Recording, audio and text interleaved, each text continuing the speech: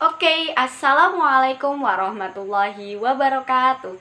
Halo teman-teman, perkenalkan nama saya Rina Purwaningsi dari kelas PMA 6 jurusan Pengembangan Masyarakat Islam Fakultas Dakwah dan Komunikasi UIN Wali Songo. Nah, di sini di video kali ini Rina akan membahas sedikit terkait pemimpin, kepemimpinan serta strategi pengembangan diri sebagai seorang pemimpin.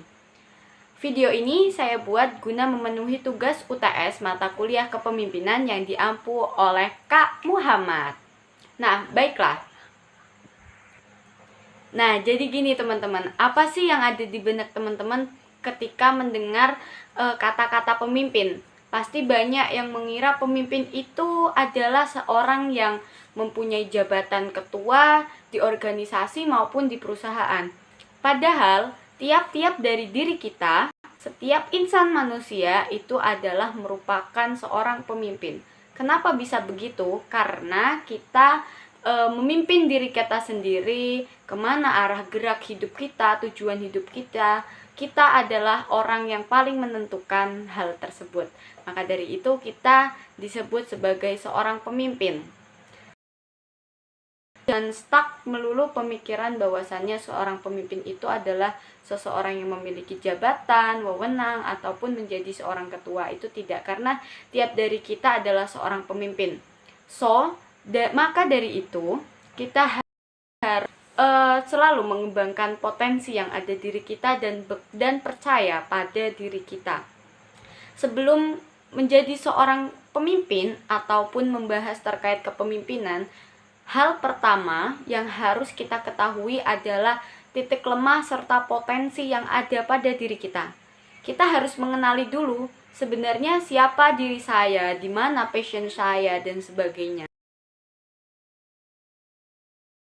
Contoh dengan diri saya ya, saya Rina, dan saya memiliki kelemahan atau titik lemah, yaitu ketika berproses adalah kadang pasang surutnya semangat, serta kadang mood yang tidak tentu dan sebagainya.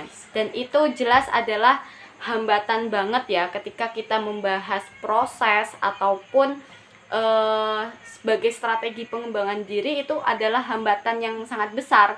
Selain itu kadang rasa malas pun yang hinggap dan hadir itu juga merupakan suatu hambatan atau titik lemah yang biasanya orang miliki, termasuk diri saya. Nah, setelah kita tahu titik lemah nih, kita jangan selalu melulu fokus pada titik lemah kita. Kita juga harus fokus pada potensi apa yang kita miliki atau keunggulan apa yang kita miliki. Saya kembali ambil contoh pada diri saya seorang Rina, dan saya berorganisasi pada saat ini guna untuk menggembleng diri saya sendiri agar saya memiliki pengalaman serta wawasan yang cukup.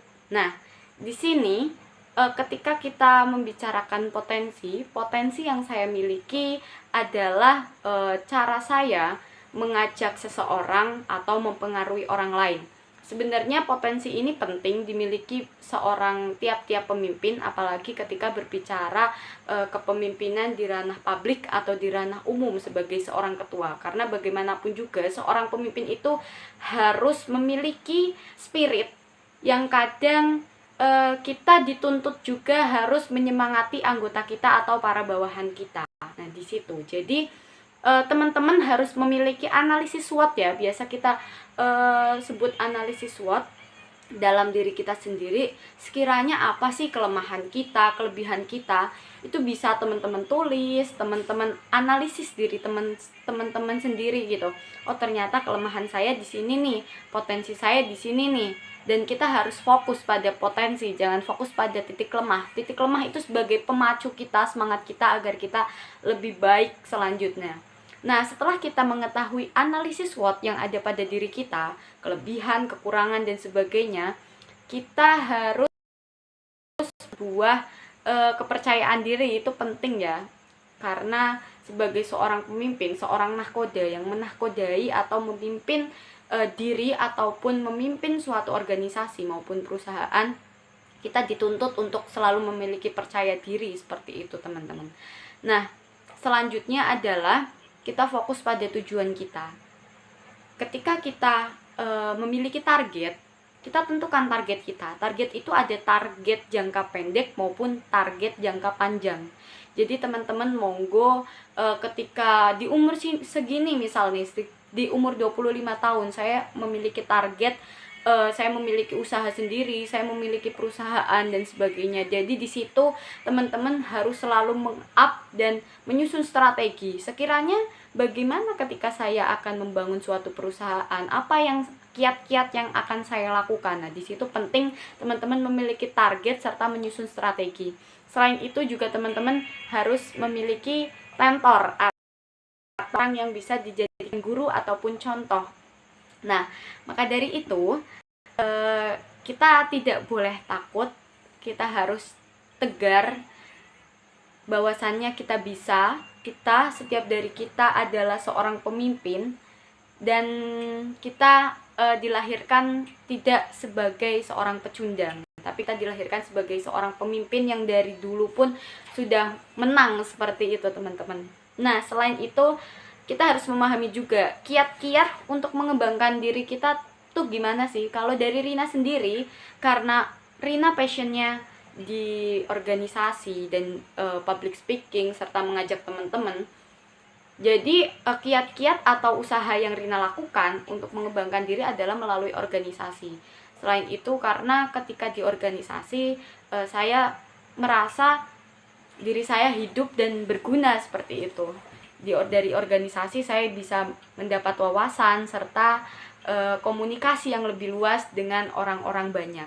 Maka dari itu, tentukan passionmu, kenali dirimu dahulu, lalu buatlah analisis SWOT, analisis terhadap dirimu sendiri, bangun kepercayaan diri, bangun jaringan-jaringan yang kuat, dan jadilah pemimpin yang hebat dan cerdas. Setiap dari kalian adalah hebat, dan kalian adalah seorang pemimpin bagi diri kalian sendiri.